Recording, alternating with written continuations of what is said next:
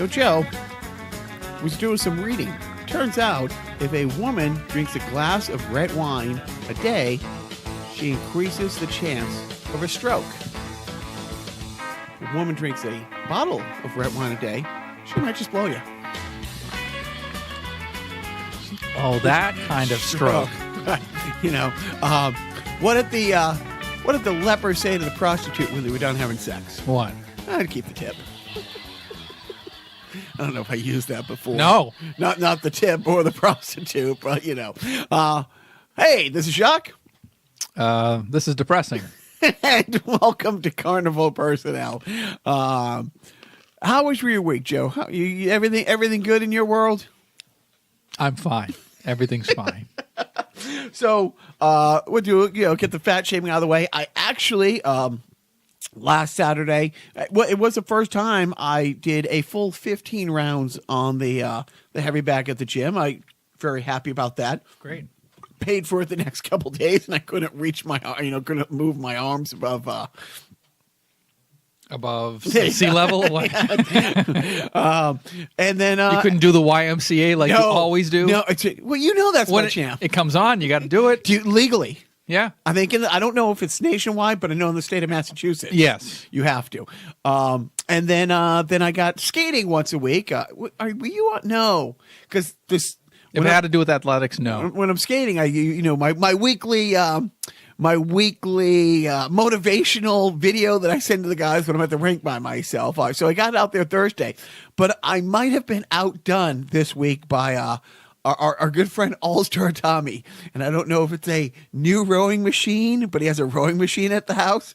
So he took a picture of himself working on the rowing machine, and I think it said something like trying to get that college scholarship.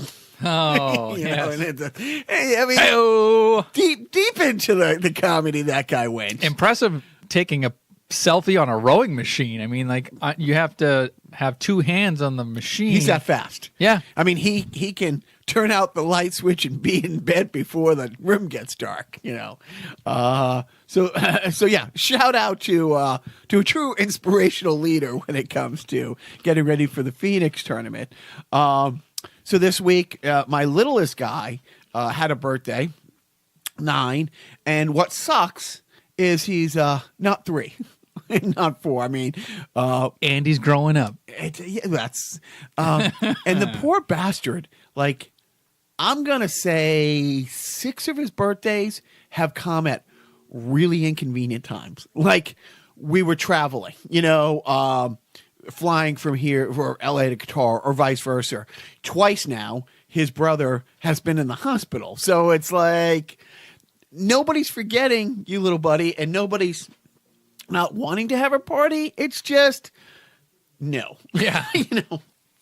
And he rolls with it, and he's great. He gets it that, as you know, you can only love one at a time. It's like... Or none. That's true, yeah. And sometimes they're really fighting for last place, aren't they?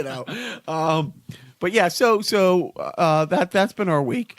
Happy birthday. Thank you. Say it right.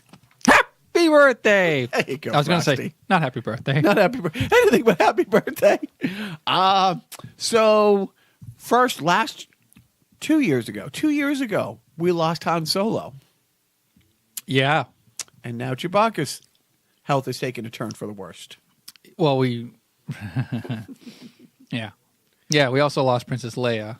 Yeah. Yeah. But now in this week, the last couple days, the guy who played Chewbacca, gone. Yeah, Peter Mayhew. And this is one of the many times I'm going to do a Hollywood douchebaggy name dropping story. I'm trying to see if I wrote the date down.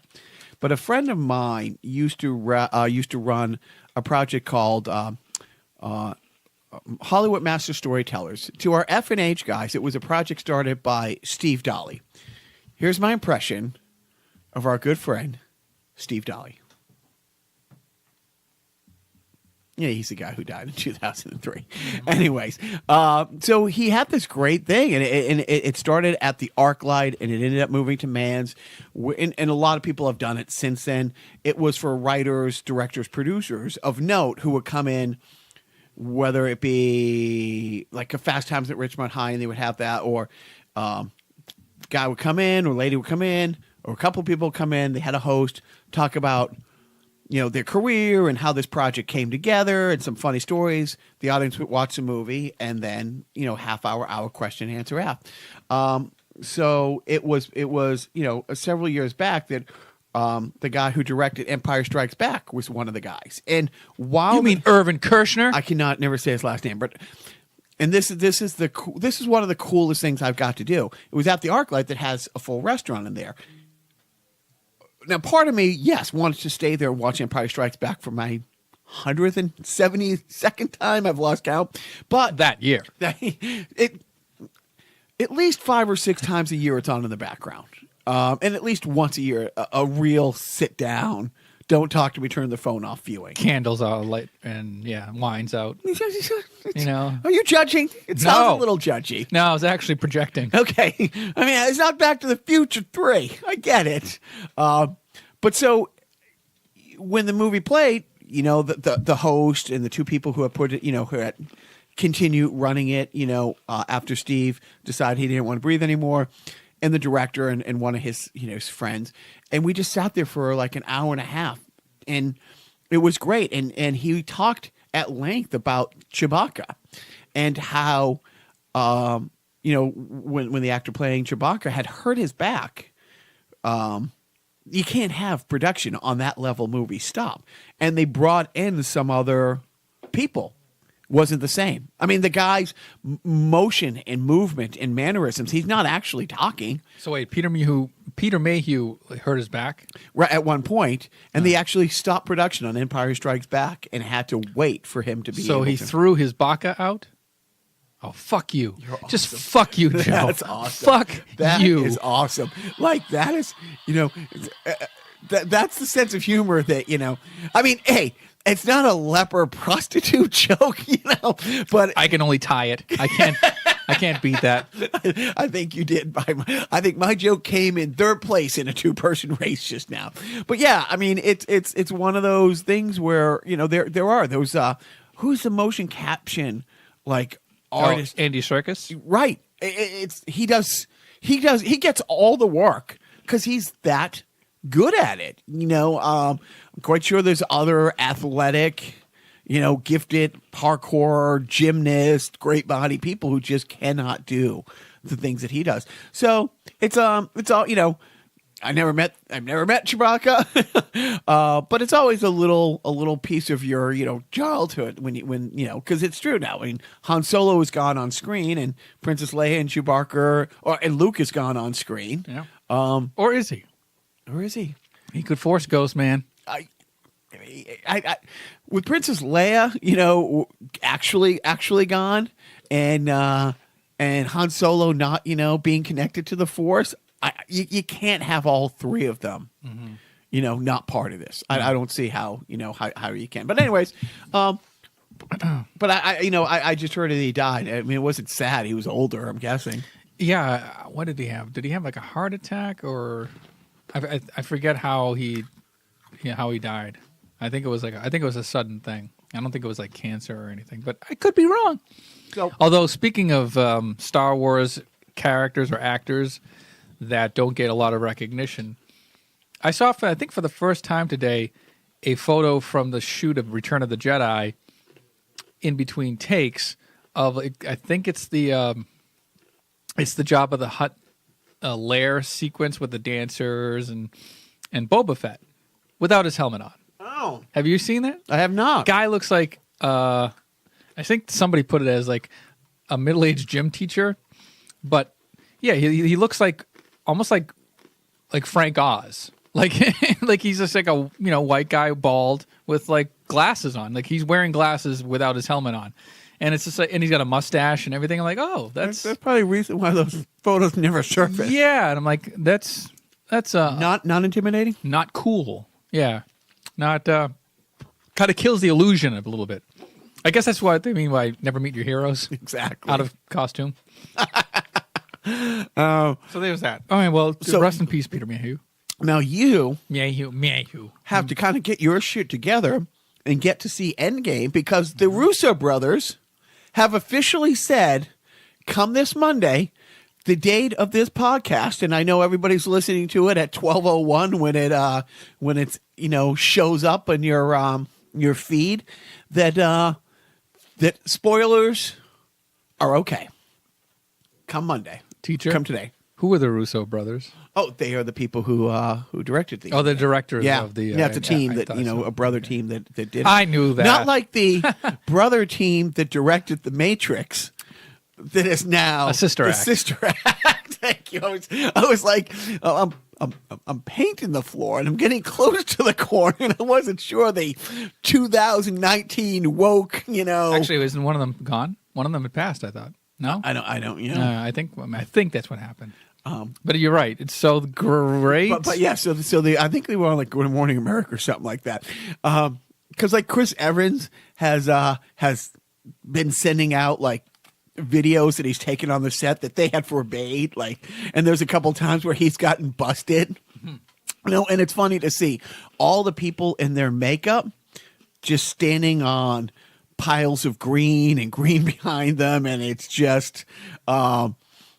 But yeah, the Russo brothers have said, come Monday, internet spoilers. You go ahead and post it, put it on your Facebook. I can't believe this happened. Can you believe that happened? Like all of those, it's fair game. Come the listening of this podcast. Memes aplenty.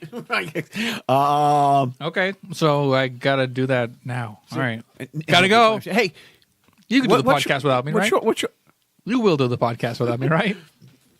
We've replaced Joe with a cardboard cutout of nobody cares. Lemony Snickets. Nobody cares. That's not true. Yes. Every time you say that, first of all, baby Jesus cries a little bit. I don't know if older Jesus cries, but I know the baby Jesus cries every time you say those awful things. Mm. So okay, moving on to the bigger stuff of the week. How glued were you to the Barr hearing at the Senate this week? Not very at all. And neither was I. No. Because I honestly you had a busy week. I was working, I think. But you knew nothing was going to come of it. You knew Democrats were going to lobby unanswerable questions or make them uncomfortable. It was going to be a parade of showboating Democrats trying to admonish the Attorney General, who is essentially the defense attorney for the president. 100%. And the way it always works is it's like Democrat says, gets there 5 minutes and a Republican. So, whether it's, Kamala Harris asking legit questions, and it turns out that it seems like Barr, and I'm not kidding. I don't know how much you follow, because I also knew I was going to hear the summaries. Anything huge, even if you lived under a rock, you were going to hear it. But a couple interesting things, obviously that surfaced. It seems like he didn't read the report. And I'm not kidding when I say that, because he couldn't answer some basic questions about certain things. But then the next person up be Lindsey Graham, who would sit there and say, well, Mr. Greatest Attorney General in the history of great Attorney Generals, I apologize that you have to sit here. But while you're here, can you tell me what you're finding out about Hillary Clinton's emails? Honestly, it was like, and then but the biggest news is the night before, it turns out that Robert Mueller. The night before the Barr hearing. What's that? The night before Barr's hearing. Uh-huh. So Barr's hearing, I think, was on Wednesday. Yeah. He sat with the Senate on Wednesday. Yeah. Was supposed to sit with the House on Thursday. Fun fact, I don't know if you follow politics that much at all, Joe. The Senate is controlled by the Republicans. Go on. And the House is not controlled by the Republicans, and he would get a lot less friendly welcome at the House. Mm-hmm. So even though he's been subpoenaed to come to the House, didn't show up. Okay. They did have his name placard there and the desk and the glass of water and everything set up and put a chicken on the desk. Oh, they showed him. They really did. But getting back to Wednesday's hearing, on Tuesday night, a letter surfaced that Robert Mueller had sent to Barr, and I'll paraphrase it. What the fuck are you doing, Barr? This is not the report I wrote. That was the second letter that Mueller had sent to Barr, because he had sent him a letter prior to so the report was filed. From what I understand, this is the timeline. Like, the report was filed by Mueller's team to the Attorney General. And then shortly thereafter, the Attorney General received a letter from Robert Mueller stating, here are the points that we think you should hit in the summary. And essentially, over the weekend, the Attorney General said, well, I'm just going to write my own review. And here's my own 4-page summary. And then there was that letter that came back like, what the fuck? This is not what... This has nothing to do with the report. Like, this is not... This grossly under... describe... it does not represent what was filed in the report. And it seems like Mueller did not say, we found no collusion and we found no obstruction. He said, my job is to lay out the evidence and to show you everything we found, and you can choose as Attorney General to say, I don't think it rises to the level of obstruction, but don't say, I don't think it rises to the level. Mueller does. Yeah. And the fact that, again, we've beaten this dead horse, and there's no reason to beat a dead horse, other than it's pretty funny. Ever beat a dead horse? In every race I get. And so the fact that, he has the job solely because, he went on Fox and Friends and said, under no circumstances can a sitting president obstruct justice. He is justice. And so I don't know. I don't know how close we are actually going. We will never get to the Mueller time that you and I and the 55% of Americans who want to see him dragged out of the White House, in an orange jumpsuit that matches his skin with his kids and thrown into Guantanamo. That isn't going to happen. But on the other hand, the pendulum is way swung, as you already said it. Barr is not the Attorney General. He is the defense attorney, the personal defense attorney, not even the White House, lawyer for the president. Yeah, so the Democrats are calling for Barr to resign. Nancy Pelosi has stated that basically that William Barr has committed perjury because in prior proceedings he said he lied under oath, essentially. I think, what was it that he was asked if he was aware of the nature of the Mueller findings and whether or not... He was asked point blank, what does Robert Mueller think of your 4-page findings? Does he agree with your summary? Yeah, and he said, or does he? Yeah, right. I don't know what he thinks. Yeah, and this was after, like you've just said, yeah. 2 separate letters saying. Well, one letter was saying, "Here's what I would like you to say. This is why we broke down a summary of each chapter in the book, so to speak." Uh-huh. And after he put out the 4-page bullshit thing, that's when Mueller came back and said, "Hey, fuck nut." I'm not sure.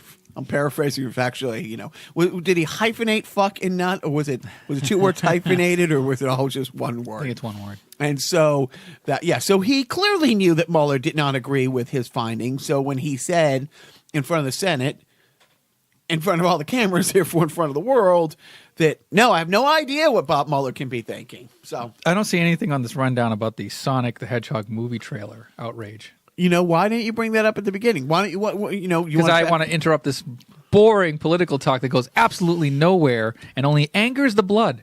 Can we talk about Mike Pence coming out making a statement? So, sad news. There was another shooting at another synagogue, and no statement from the White House. On another shooting at a synagogue. A couple days later, because people are saying, hey, how come the White House isn't saying this? But you love Netanyahu and the Jews, but yet the Democrats all hate the Jews, you keep saying, but yet every time there's a synagogue shooting by some white, radicalized Christian, you don't say much. Why is that? So Mike Pence came out, and it's all over Twitter. I'm trying to see if, I won't get the exact quote, but he was saying that never again, will the American government allow for any kind of religious persecution. And everybody instantly is like, Muslim ban? Oh. Anybody? Muslim ban? You ran an entire campaign that was a 3-part thing. Hillary's emails, build a wall, no Muslims. And until they figure out what's going on, Jacques. you're right.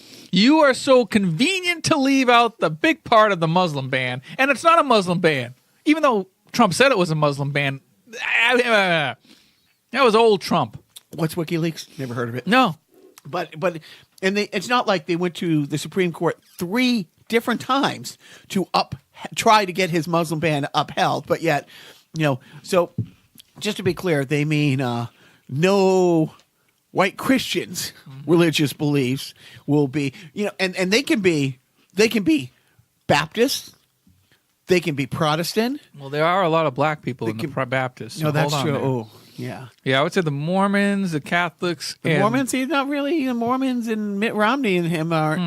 Well, now Mitt Romney is stepping up. He is the latest in a long line of great Republicans who publicly come out and say, "Hey, that's an awful thing for you to do and say, but I'm still going to green light and vote everything you want me to. But I'm going to tweet out that I have really hard feelings about these awful things that you just said, but yet I'm going to get in line with everybody else. And yes, there may have another.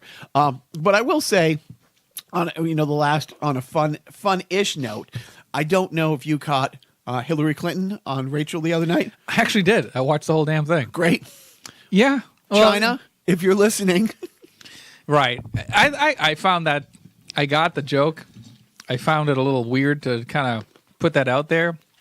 I can also see how Republicans can take that and use it against her. For what purpose can they use it against her? I don't know. You'll wait and see. But yeah, it was refreshing to see her speak not as a political candidate.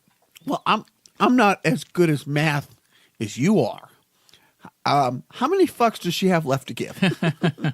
Probably none, but I'm guessing 1 or 2 because she probably does want to do something with the rest of her life. Oh well, she's on a big speaking. Her and Bill have hit the road, and they're out speaking engagements in stadiums. I mean, they're doing. It's fine. Yeah, right. Everything's fine. But they're doing well with that. But there's no reason to hold back at all. Mm-hmm. And I just thought it was, and she kept going out of her way. It's like, so if I say I'm jokingly saying, "Hey, China," and then goes off on the thing, can you maybe find his tax returns? Yep. But anyway, so I thought it was interesting. I'm glad. I don't think she's hinting at all that she's getting back into politics, and I think it would be a very bad idea. I don't know. Honestly, I don't even know anymore. I mean, people are high on Joe Biden, but then it's just like, oh, great, another white man. And this is coming from Democrats. Older white man. Another older white man. It's just like, oh, boy. But like I said, it's like, I don't know what to vote for anymore. I'm going to vote for a woman, and that's it. Well, is that it? But you look at and I can't. I mean, the HuffPost used to be something that I would glance to almost daily just to see the headlines. But almost every day of the week, depending, the news cycle is never ending. But at one point in the day, you check it 2 or 3 times a day. One of the main stories will be a hit piece on a Democrat. And it's like, it's not, they're going after Joe Biden. Well, today they go after Joe Biden. Yesterday, it's Kamala Harris. Today, it was Mayor Pete, that he doesn't really have all the gay votes just because he's gay. And there's some cracks in the unity between. And it's like, really? I mean, are you trying to play both side type trying thing? To get clicks, essentially, because they're fucking a publication that thrives on click. But I also think they want to be able to say, it's like, oh, we're not the liberals version of Fox News. We'll attack our people just as hard. It's like, fuck, I would very much like a liberal Fox News, please. I mean, you would think they would want to get paid first, and then right. So whatever is what it is. Now, you can edit this out, or you can put it in there. Did you read the rundown? Did you notice what I requested? And yeah, and I don't know. That's a hard pass. It's like what joy does that bring anyone? Like, how many times are we going to beat this dead horse, as they say?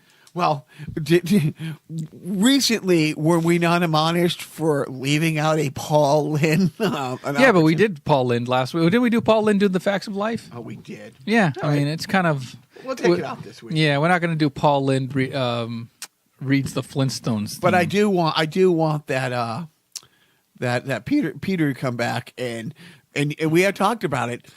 Him doing Paul Lynn and you doing Charles Nelson Riley for the whole podcast, like just the entire podcast. I don't know if I could do Charles Nelson Riley for a second. I don't know. I've listened back to my voices and I'm like, oh, that's Joe trying to do a voice. Oh, it's like it sounds. I know what I'm going for, but it doesn't come across as it's kind of lame. Like You're your hardest critic. Yeah, I guess so. Maybe your wife, but right, yeah, second hardest critic. Right. Well, I mean, I'm the only one listening besides you, so And I like everything. I know, right? So we're DC hasn't made a bad movie yet, right? So this brings us to our guest, our defunct sponsor of the week. Oh, parents of Earth. Thank you, Chewbacca. Parents, we've traveled from the swamps of Dagobah. Joe, where are you? Help you again, yes? To the battlefields of the ice planet Hoth. Oh my! Now from Star Wars and The Empire Strikes Back comes Kenner's Star Wars The Empire Strikes Back collection. A toy universe of heroes, villains, fantastic space vehicles, and faraway galaxies. I was just getting to that. These are action figures, 47 in all. Fantastic. Look, it's AT-AT, all-terrain armored transport. Easy, Chewbacca. Here's Dagobah, training grounds for Master Luke. That's Slave One with frozen Han Solo. And this is Hoth Wampa, the snow beast with Tauntaun. From the ice planet. Remember, parents, there's only one Star Wars The Empire Strikes Back collection from Kenner. So, as we're recording this, your beloved Boston Bruins are getting ready for Game 5. The series is tied up 2-2. I will say, it is true, Columbus, Ohio, that place is rocking. They have true fans, and it's kind of like San Jose.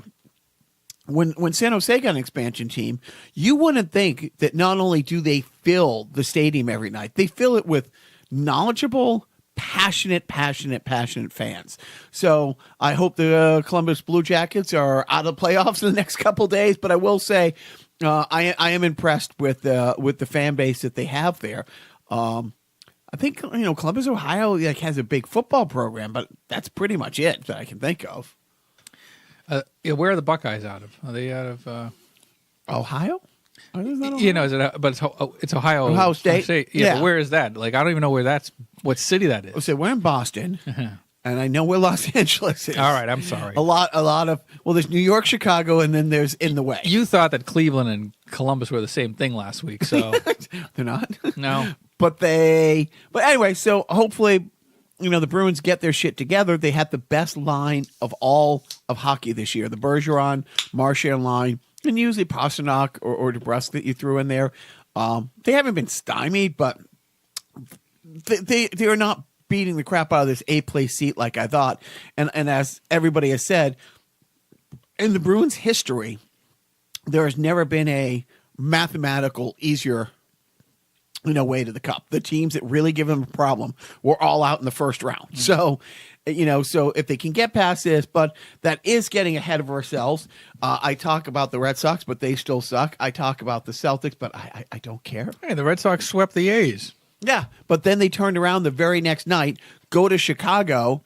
They have a 2-run lead going into the 9th inning. Fun fact, the Red Sox don't have an official closer. And why would you need one? Other than the fact you give up 3 runs in the bottom of the 9th inning in a game that you were completely in control of, and it's only maybe the 10th time this year that they've lost a game in the 8th or 9th inning because they have no closer.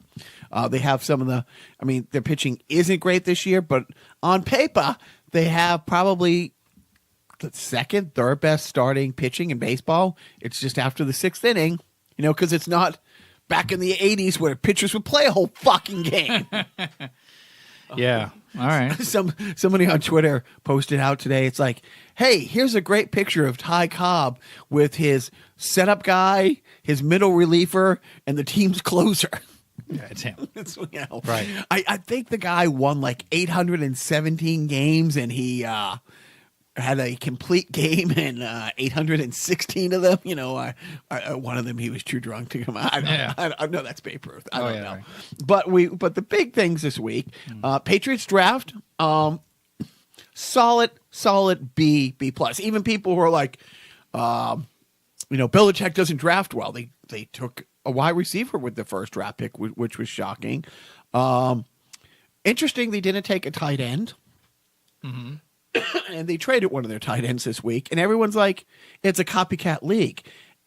8 of the first 100 players in the draft were tight ends. And not only did we not take, we had 4 or 5 picks in the first 100, and we didn't take a tight end at all, but yet 8 of them went off the board, and everyone's like, oh, Bill's changing it up. Like it's not going to be, okay, we're not going to replace Rob Gronkowski. You can't replace Rob Gronkowski. Mm-hmm. So we were running an offense a certain way based on this element. We're not going to try to replace that element. You can't. So it's going to be interesting, but everybody gave him a solid B. But more importantly, your friend, Thomas Brady, was on Kimmel this week, or last week. Yeah, it was yesterday as of this recording. And your thoughts? Funny, handsome. Devastatingly handsome. And not too cultish. Not even a little bit. No. Yeah. No. He was. I did like the part where Jimmy was kind of admonishing him for not admonishing him, but like kind of giving him shit for like not wanting to win, or always winning, or not being satisfied. Well, and not taking. He basically laid out that he wasn't the highest paid player in any NFL, and he should be. He's like, you've never been the highest paid quarterback. You're not even in the top 20. Yeah. Paid quarterback. I mean, he's of the 32 starting quarterbacks, he's about 11th, 12th. And you got to think, a third of the quarterbacks in the league are in their rookie salary cap thing, so they can't even be paid that much. So when you look at these people, he had a great answer. Yeah, he said, well, the money that would go to me would be, we have a salary cap, and so that money wouldn't be able to be spent on other players. And I just want to win. I want to win, damn it. And he slammed the table, and he gave me a little erection. And then no, what then? You his tell wife. me. Right. And and my wife makes a good living too. My wife makes a lot of money. My wife makes a lot of money. Yes, and it does help. Which is true. I mean, he could be the highest paid quarterback in the league. He would still make about $10 million less than, I think, like last year, like the highest paid quarterback might have made like 20 some million, 25, and she cleared like 35 or 40 or something like that. It's good to be Mr. Giselle Bundchen. Right. So, and I love people reading into it. It's like, well, that's Tom saying, go out and sign me more players. Like, maybe it's Tom saying, I like to win. I've never done anything but win. I would like my last 2 or 3 years to continue that trend. So, fuck you. And then he kept on winning. Even in that appearance on Kimmel, he kept on winning. And how did he win? Oh, well, Jimmy asked him to see how far he could throw a football. And Guillermo said, no, we can't do it in the studio because you could hit the lights and you could hit somebody. So he goes, oh, yeah, that's right. Maybe we should go outside. So Guillermo, Jimmy, a football, and Tom Brady leave the studio and get into a cab. After they think about, well, can we try to knock down the column of the front of the studio or the building? And they said, no, it could cause damage. It could kill somebody. And he goes, okay, you're right. But let's I know a place. So then he gives the address of a place. Liberace Drive. It was like 233 Liberace Drive in Los Angeles. We all know where that is. So he pulls up to a house and he goes, Jimmy says to Tom, holding a football in somebody's driveway, can you think you could hit that window? And Tom says, sure. And he throws the ball and he, smashes the window, and out comes the owner, livid. Hey! And then who is it? I thought it was Matt Damon. I thought his first name was Matt. Right. And it turned out it's not Matt Damon. Well, he introduced himself to Tom Brady as Matt Damon. And then Tom, when he was ready to leave, said, well, it was nice meeting you, Pat. And I love the fact that Pat Damon was wearing a "We Bought a Farm" T-shirt. Wrong. We bought a zoo. We bought a zoo. That's what I mean. We bought a zoo. Yeah. And I can't tell you how many times I've loved that Kimmel has admonished that movie.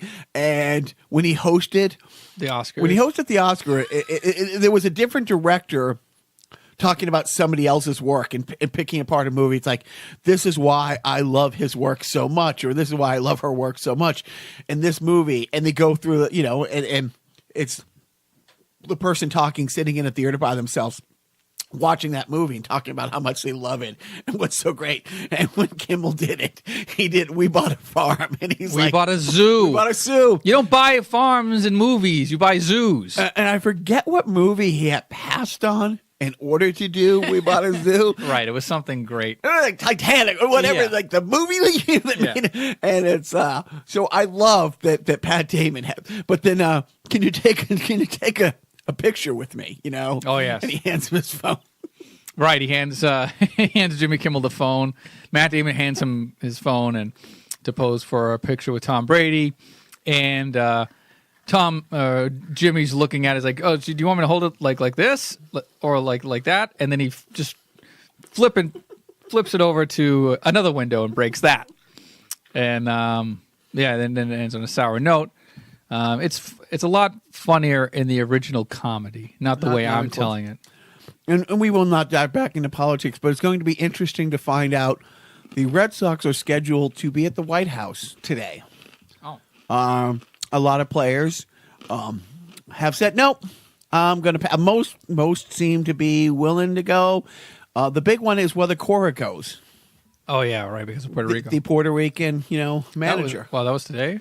It is today, because Wow. today is Monday. So it's interesting to see if they show up today on Monday. Oh, right. I'm thinking third dimensionally. You're Because- thinking fourth dimensionally. I don't know if there's anywhere, because they're playing the Orioles, the next few days. I don't know if there's any place else they could get McNuggets. They might be forced to. I know. Well, he's bringing the food to them. They don't have to go to the drive-thru. They Saving don't? them a step. Right. And it's not just McDonald's. I think there's like an assortment of fast food chains that they have to choose from. So, Did you see when the Baylor women's basketball team dude, walked through there? And I think was it the head coach that gave like this sort of like weird like grimacy look? everybody's looking at him like he just said, something. I was going to think of something repugnant to say. I think but- Don Imus offended those ladies less than than Trump did with the fucking meal that they. What is up his ass? Like what? He's. That's what what's regular wrong? people eat, Joe. What's He wrong? likes it. Right. Like that is a state dinner to him. Yeah, the state of confusion. Obesity. Yeah. All right. Well, But it will be interesting to see if Cora shows up today, Monday, May 6th, at the White House, if he's not too hungover from Cinco de Mayo, because yeah. Oh, by the way, before I forget, Jacques, may the 4th be with you. Oh, it is a national holiday. It should be a holiday. Let's do a lay with Columbus Day and make May 4th. Right. Well, we have Cinco de Mayo right before that, but then also Right after. It goes 4. All right after. Even in Espanol, 4. Fun fact. Uh-huh. Now, in Greece, But it's also free comic book day, the first Saturday of May. so why are we here? Well, it's Monday. That's Right, why that's we're why, here. right. But that Saturday, That's Saturday. What 2 did days you, ago. What did you get for free comic book day? they actually always do these. It's not like you just walk in and get any comic you want. Like the different bigger comics will make a special free comic book Batman Day. And honestly, it's brilliant. It is truly going to the playground, giving the drugs away for free, and see who comes crawling back. Yeah, it's usually the one time a year we go to the comic book store. We have a comic book store right down the street from our house, and it's like like you said, they have the free comic book day branded issues of all sorts of comics, from like Simpsons comics to Batman to like darker stuff to lighter stuff, and sometimes they're double sided, because it's just like a half a story on one side, and you turn it over, and it's the other half of another Popeye comic or something. I don't know. If you don't, what are the live kids reading nowadays? Close to a comic book store. If you're not like we live maybe 2-3 miles from one. If you don't, or a Newberry, any place that sells them. If you don't live close to a comic store, you should really think about moving. Yeah, that is my thought. Now, let's get on to the good stuff. Some video game talk. But before we get into it, I'm driving with the 11-year-old back and forth to the doctor's this week, and I don't know what possessed him to really go into the weeds on. Oh, what game was it? I really should know. I don't think it was Undertales, but he was going. Maybe it was Undertales. Just in. And I'm like, okay, I'm going to listen. But then after you're done explaining all this, we're going to have a lengthy talk about the evolution of the tight end position inside the organization under the Bill Belichick regime. And he's like, okay. And I will give him credit. His ears did perk up when I explained how in the early mid 2000s, around 2006, 2007, when the Patriots went with the 2 tight end set, including, a young Rob Gronkowski and a young Aaron Hernandez, and how Aaron Hernandez's career ended up, swing and a miss. No, dude, especially the dark one, my little one. I mean, he was enthralled. It's we're not killing spree. Football's cooler than I thought. So, video games. What have you played this week? Nothing, but I'll use this opportunity to talk about what everybody's talking about on the internet this week. The Sonic the Hedgehog movie trailer dropped to some highs and some lows. So I don't know if you're probably not familiar at all with Sonic the Hedgehog, but he was a video game mascot for the Sega Genesis. Who? Sega. That theme, that one little chime, I think takes up a quarter of the cartridge, and I'm not kidding. Like, I think they dropped a level. They were gonna put in an extra level in Sonic the Hedgehog, but they wanted to really sell the branding of Sega, so they used that audio clip of people singing the Sega thing at the beginning. That's a real fine story, Joe. Why don't you go play with this ball over here? No. Oh, it got away from you. Stop being dumb. People like those stories. Okay. But people, I mean me and others. Okay. But I now know that. Great. I now know that. I now know that. So it's the Sonic the Hedgehog movie. It's a live-action movie with CG Sonic the Hedgehog.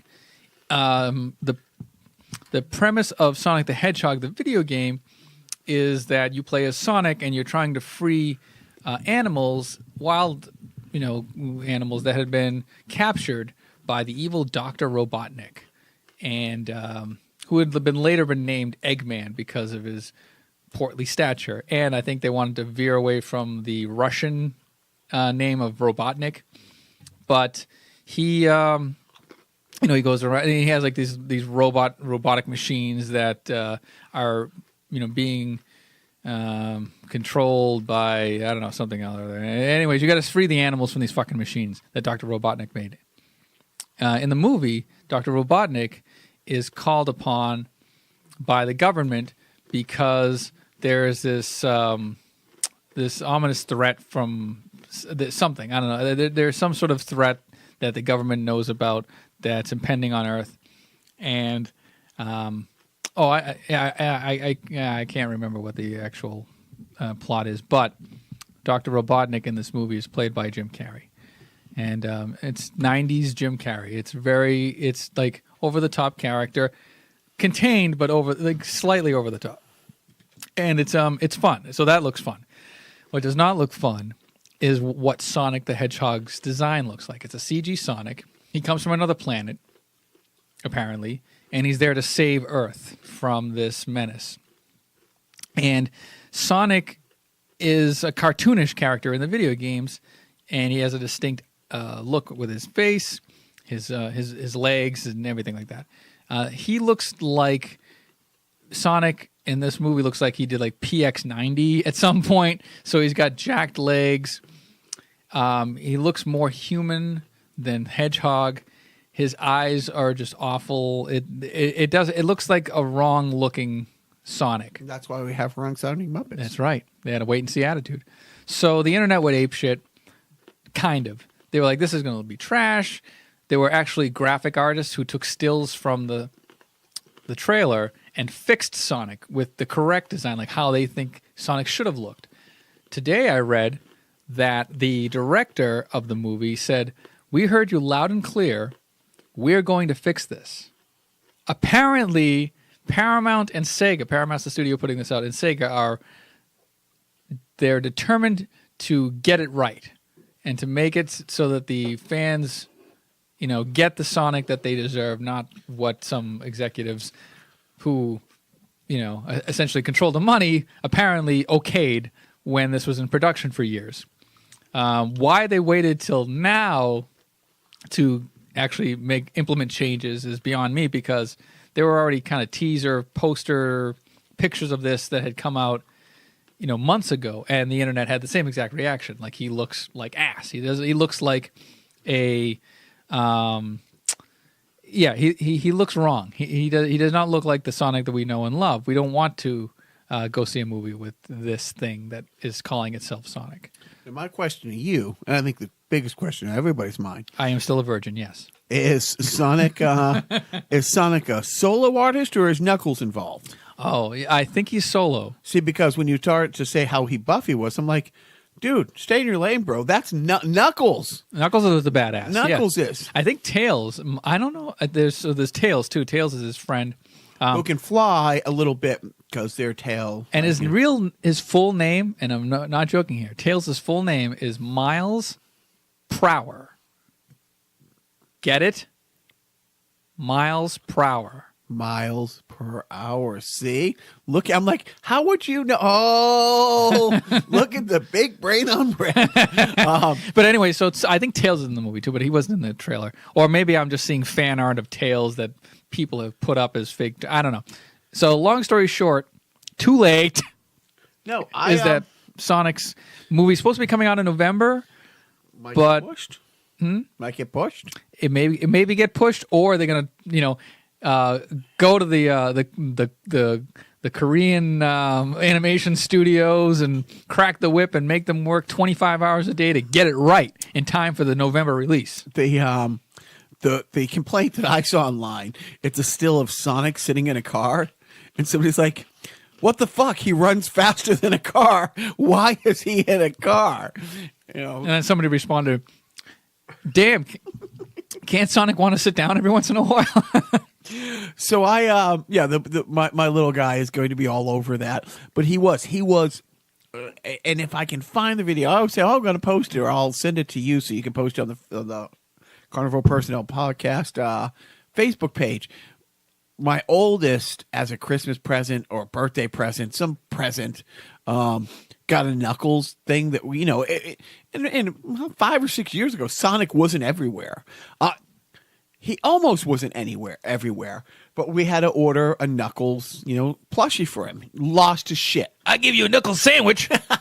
Listen to me. It's not, Sonic wasn't the most popular character everywhere. We went to Dubai, and where the Burj Khalifa is a big indoor mall there. There's an arcade, 100% Sonic. Like, everything in it is Sonic, and honestly, it was a Catholic going to the Vatican. It was like, yeah, a Jew Mecca. going to the Wailing Wall, Muslim going to Mecca. It was lost it. Like, they truly, they were a Viking that died in battle, and they are now in Valhalla. They died with complete honor. Wow. No, so yeah, that's one of those movies. And while I was trying to think, while you're talking about this, going back, while I was saying the oldest one was going off on a video game, he was talking about the history of the game Detective Pikachu and what format it came out on, and how it led to the movies, and it's like, and how fans are upset with this, and it was like, fans aren't upset with Detective Pikachu. He's wrong. Well, that's, first of all, even if they were, it's Ryan Reynolds. Yeah. So let's play a little game called Shut the Fuck Up.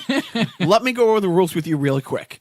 You shut the fuck up. Now, Let's see if you can get high score. Which, by the way, Detective Pikachu comes out this week, May 10th. Yeah. So you're doing a double feature with the Endgame game and stuff? Or, yeah, I'm going to do the old the Woburn discount where you go into buy one ticket and you go into one cinema, but then you sneak into the other cinema. Can you do that anymore? Wait, oh yeah. Yeah. Not that I do. Or would you? So, which movie do you pay for? It doesn't really. I guess you pay for Pikachu, right? Because which one do you want to give the support and love to? Right. I think Endgame's got it covered. I think they got enough money. They cracked the $1 billion mark, I think, on the first day. You know what's impressive about that, and I mean this? The runtime of the movie. I mean, I forget what movie it was a couple years ago, but people were really upset because the director's cut, when you bought it digitally or you bought the DVD, you could watch the theatrical release, which was good. It might have been, I don't know if it was Suicide Squad. It might have been Suicide Squad or Batman vs. Superman, where the 20 minutes that they cut out made it. It was Batman v Superman. It was such a better movie because of all the questions or a lot of the things that people didn't like in the movie. They're like, how come all of a sudden this happened? Or who the hell is this person? It's like, well, they spent 5 minutes explaining that person and the first half hour, but they cut a lot of that out to get it under a certain window so that way it could have 8 showings a day in a theater versus 6 showings or 7 showings. And where Endgame is over 3 hours, it's surprising that it was able to. But they showed it probably on 7 screens. That's what it is. They just bought more screens. And I just, like the other day, I was going to, maybe take the boys in the middle of the day on a weekday, and there wasn't a seat. Like there was like a couple handicap seats, which we can sadly use right now, but there wasn't 2 of them together. You know what I mean? and it's like, okay, I can sit next to him and have his brother sit a little over there. You've met his brother. Not happening. All right, well, Jacques leaving the podcast. Finally, I can talk about game shows all day long. We haven't talked about game shows. Do you want to do this? You want to talk? No, we'll talk. We'll squeeze in game shows in the TV section. Okay. So Jacques going over to grab a video game so that I could bore Floor for another minute or 2. Hi, Floor. How are you? So here we go. We're going to grab a game off the shelf. And let's see here. It's an R game, like a pirate game. R. Joe. It's not... I think I see Road Blasters up there. And is it RoboCop? Robo Warrior? I don't have RoboCop. Oh, maybe I do. Robo Warrior. I don't know what this game's about. All right. What do you want to talk about now? Well, now you got to at least go through the book. Oh, I have to go through Ultimate Nintendo Guide to the NES Library by Pat Contry. Let's see, Robo Warrior. It's something you want to play. Paul, can I get some page turning music?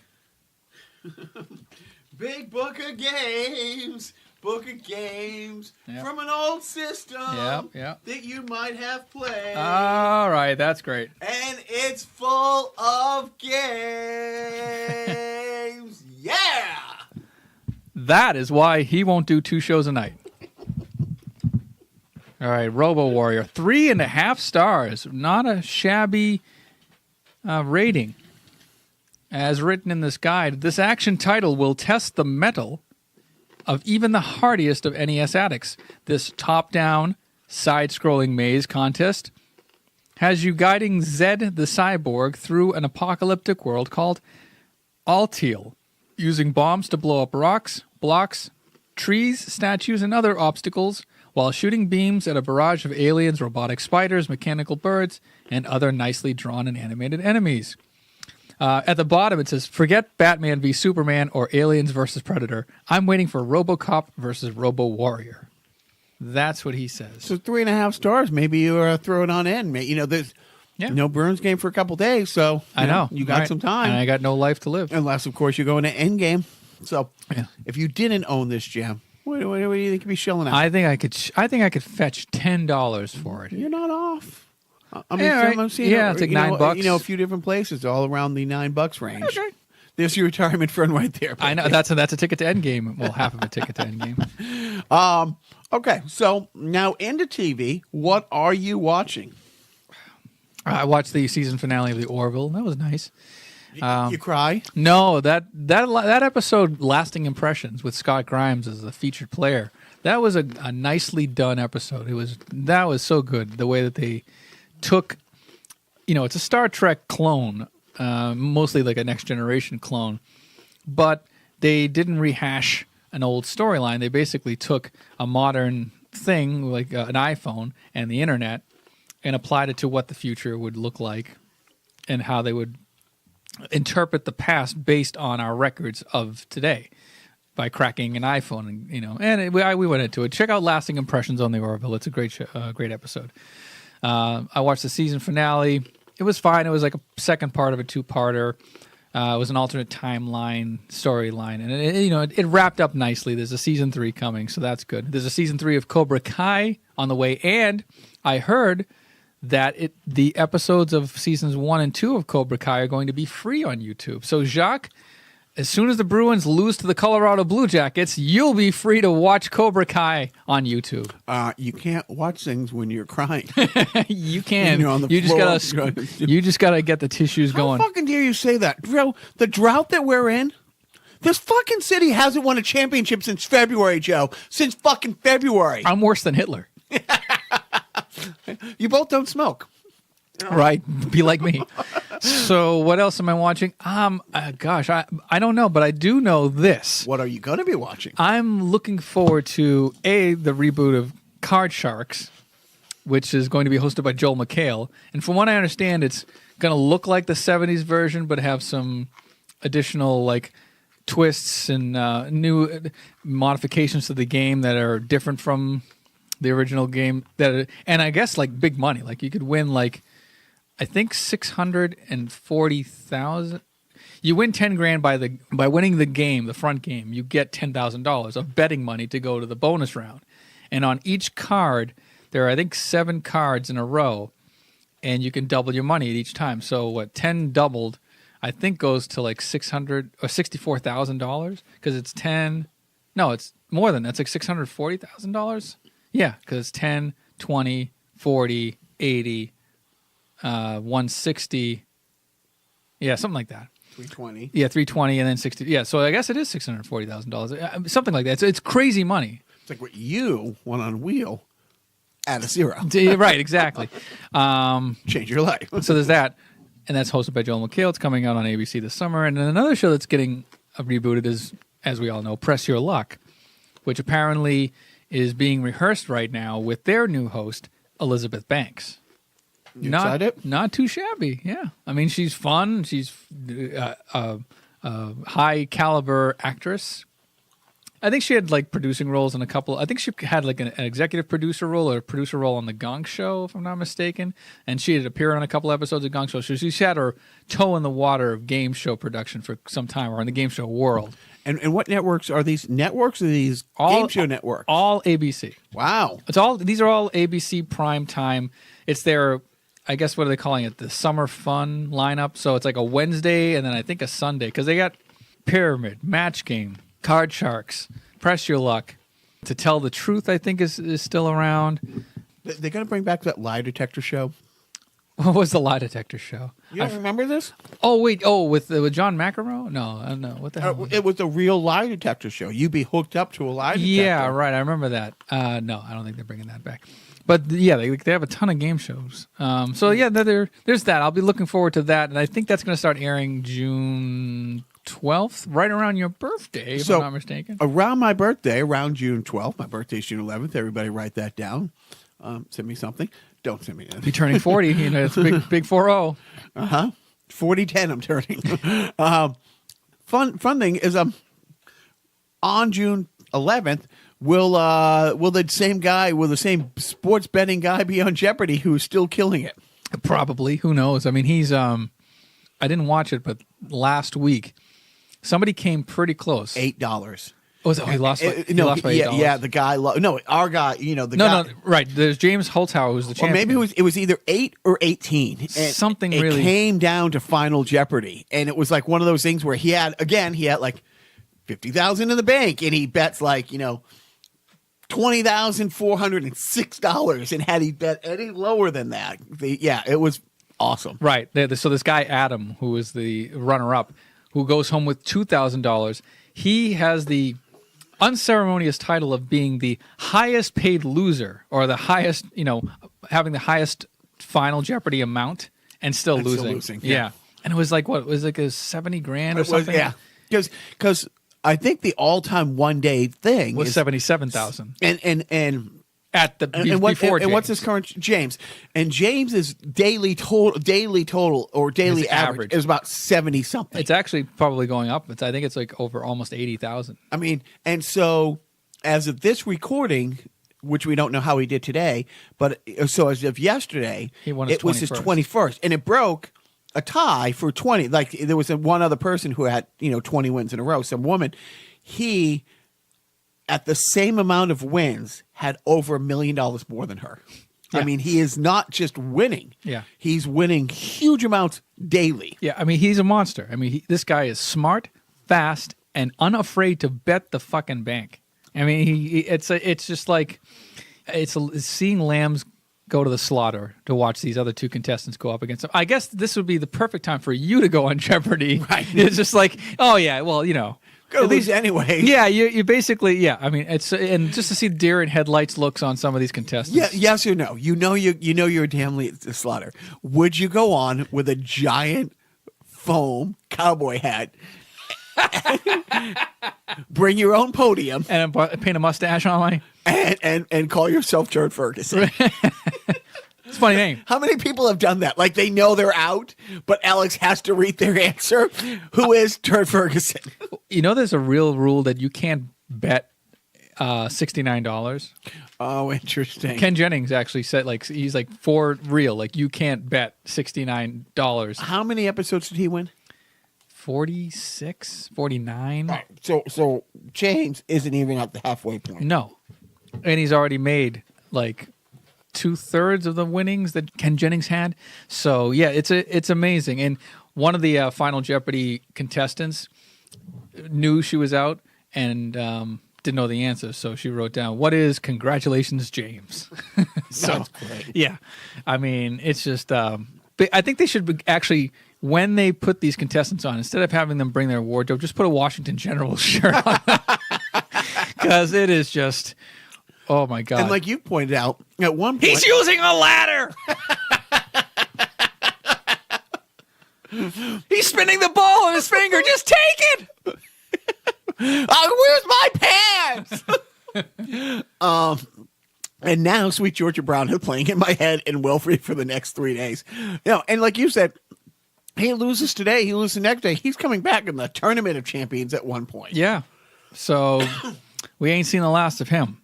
So welcome to the All Jeopardy podcast. I've been your no, it is fantastic. What are you watching on the telly?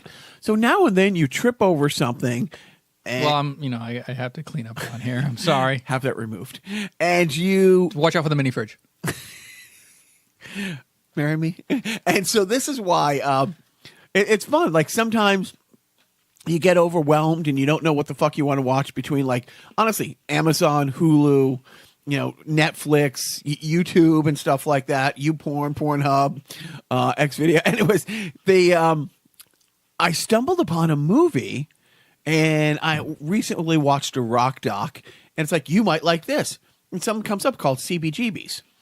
Now, in a perfect world, you probably would have been born early 19-teens.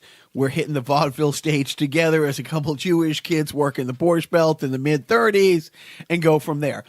If that would be a perfect lifetime for you and I on one hand. Yes, being persecuted by the rest of America. Go on. Why? Why? But on the other hand, there's also that part of me that it's like, the bands and the scene when I started the band, when Dan and I started the band, Dan had, Dan came from the Guardians of the Galaxy soundtrack kind of walk of life. That was kind of his jam. And I was the CBGBs, loving the punk glam stuff, before it even breaks. But I did. And CBGBs was the hub of this. It was the epicenter of all things alt rock, underground music, the American punk movement. And it's the birthplace of some of my favorite bands ever, like the Talking Heads and the Ramones. And you just go down the list. It broke all these bands. At the same time, the big bands of that era, your Iggy Pops and stuff like that, lived there. Your Patti Smiths came from there and all this stuff. So there was a there was a movie based on the owner of that club. Fascinating. And what surprises me that how did I not know there was a movie about CBGBs? And even if it was a shitty movie, you'd think at one point somebody would have said, "Hey, Jacques, you might want to check this out." And what's really interesting, it starred Alan Rickman, sorry. Headley. A real big actor. So it wasn't this independent passion project by some, film student who's reliving the glory days of the underground New York scene in 1976. But it was, and also so his best friend is Donna Logue, and he's, he currently plays, what's his? He's on Gotham. Bullock. He plays Harvey Bullock on Gotham, but he's also been in 1,000 things. So these are, and the whole cast is real actors. Johnny Galecki's in the movie. I'm listening on IMDb. Yeah, it's really great. And so, and then of course my favorite thing, as the credits roll, so the movie starts and it says most of the stuff in this movie is real and based on real events and real people. A couple of people like Glickman, you just said, he was a composite character of a few people who had worked at the club and stuff like that. Yeah. But the guy, who founded CBGBs and ran it for 30 plus years, wasn't lost to history. It was nice. For example, and they had all the footage at the end of the movie as the credits are rolling.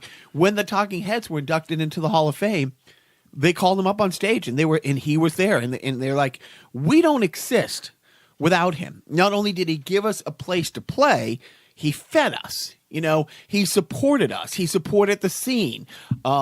Hilly Crystal. To the detriment of the club. I mean, his daughter, so I drew a lot of the stuff I knew, a shitload I didn't know. And it's like his daughter basically took over the club because he didn't want to charge people covers, and he wanted to be. I mean, he it's like us with the podcast. We don't want to make money. Podcast. It's more about it's love of the art. More money, more problems. So it was a really good movie. But again, what really surprised me, how did I not know? By the way, you're reading it now, which I always love. Do you know what CBGB stands for? No.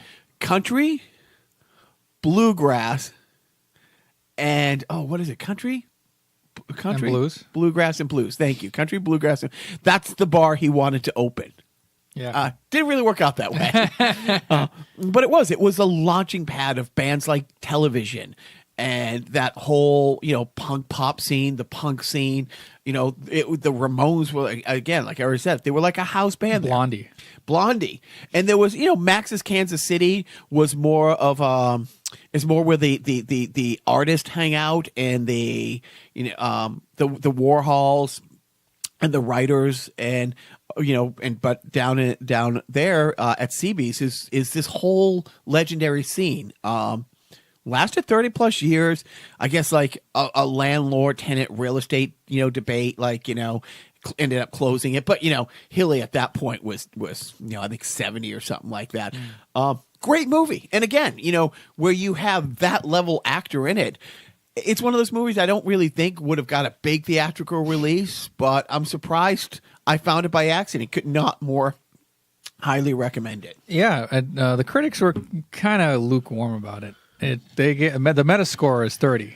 out of 17 critic reviews, and it got a 6.6 rating on IMDb from the users. So it's kind of like, if you're into CBGBs and the scene, it's probably more up your alley. If you're not, take it or leave it. But I will probably not check it out. But I appreciate if you like that it's out. if you like that music, it's Right. I mean, I remember watching. I saw the Studio 54 movie with Mike Myers. That was a little, well, maybe the same ilk, but obviously different time frame. And what was fun is a lot of these musicians were in the movie, like playing background people and passers by and stuff like that. Yeah, right. So a lot of cool fan service moments. That's good. I mean, but to see, 20 years later, the Talking Heads bringing him up on stage when they got inducted into the Hall of Fame, it's like it's a nice ending. A very George Bailey, everybody rushing in at the end of the movie type thing. It's like, did your lifetime of work really amount to something? Are you going to be remembered? Is he still with us, Hilly Crystal? I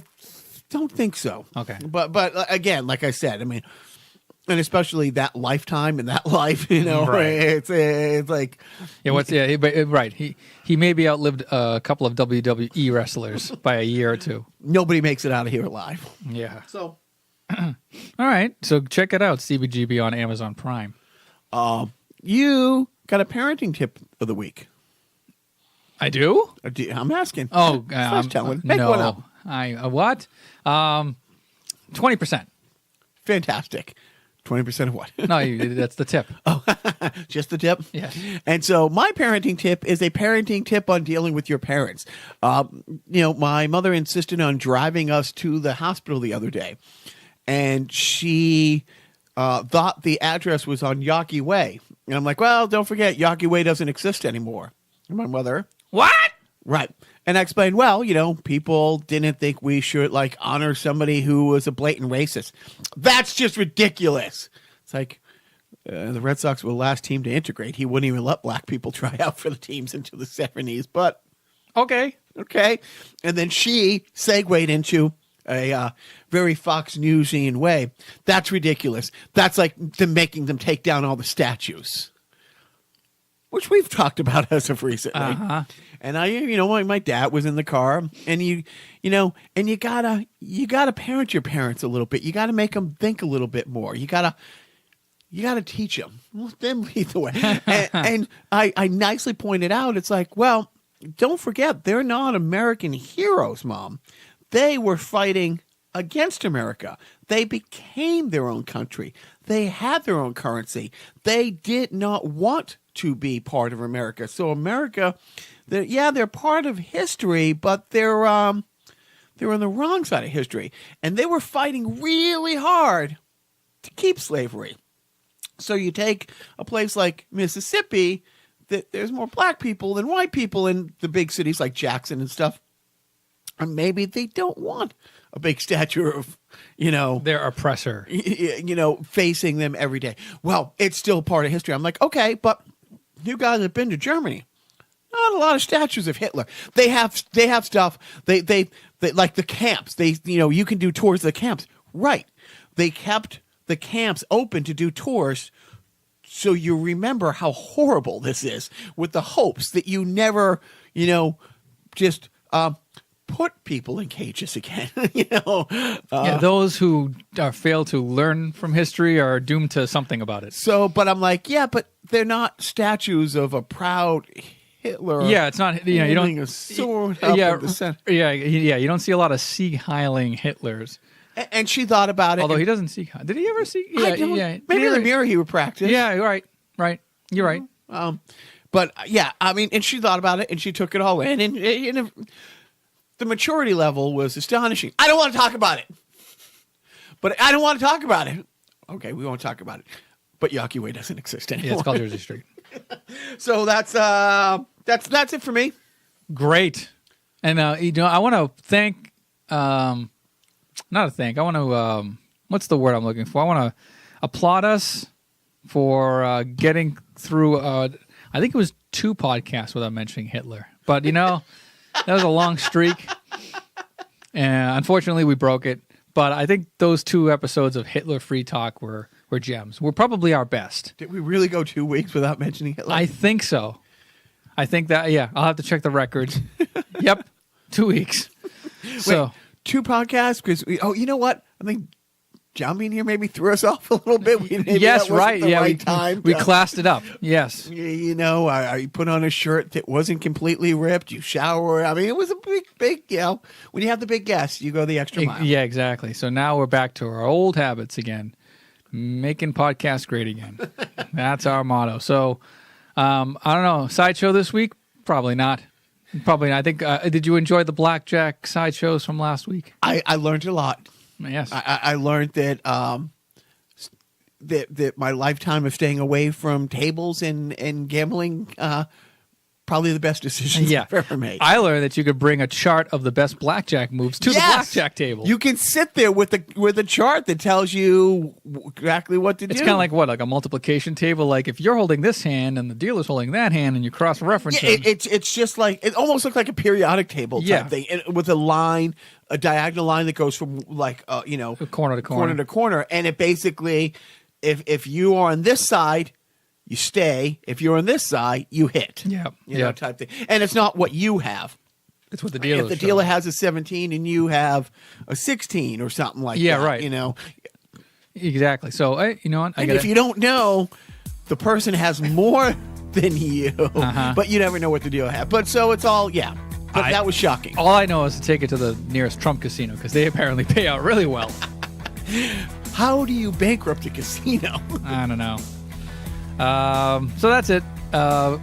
Enjoy your week, everybody. And Jacques, don't forget. Something that you